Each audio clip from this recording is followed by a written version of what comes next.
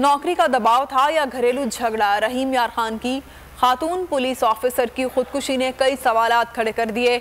Mary रोज ने खुदकुशी से पहले वालिदा के नाम पैगाम में लिखा था, मेरी बेटियों की शादी किसी इंसान से करना। इस बारे में जानते हैं मुदस्सिर यूसुफ की रिपोर्ट में।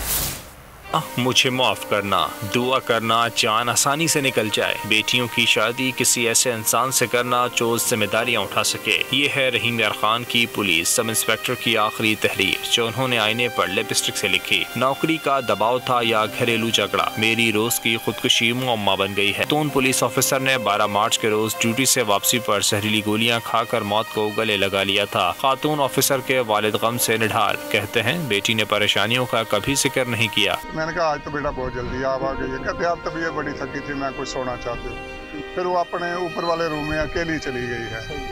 आधे घंटे के बाद बड़ा शोर हुआ, एकदम नीचे आ गई है, गिर पड़ी है माँ अपनी के सामने। मुझे माफ़ कर दें अबू, मुझे माफ़ कर दें अम्मी, मुझे माफ़ कर दें। मैरी रोज के शौहर दिलावर भी पुलिस में सब इंस्पेक्टर लाहौर तैनात हैं। मुबैना तौर पर शौहर ने तबादला कराने या फिर नौकरी छोड़कर लाहौर आने पर जोर दे रखा था। पुलिस ने खुदकुशी की वजह घरेलू तनाज़े को करार दिया। ठीक है, वहाँ पे जो प्रिलिमिनरी इंक्वायरी हुई उसमें ये चीज़ सामने आई थी कि उसकी कुछ घरेलू परेशानियाँ थी जिसकी वजह से उसने जो है ये एक इंतहाई इक़दाम उठाया। मैरी रोज एक बेहतरीन मुहाफ़िज़, बहादुर और पुख्ता सहन की मालिक थीं, जिनकी अचानक मौत ने कई सवालात खड़े कर दिए हैं। मुदस्सिर यूसुफ, बोल न्यूज़, रहीम यार खान। सब्सक्राइब करें और बेल दबाएं ताकि कोई खबर रह न जाए।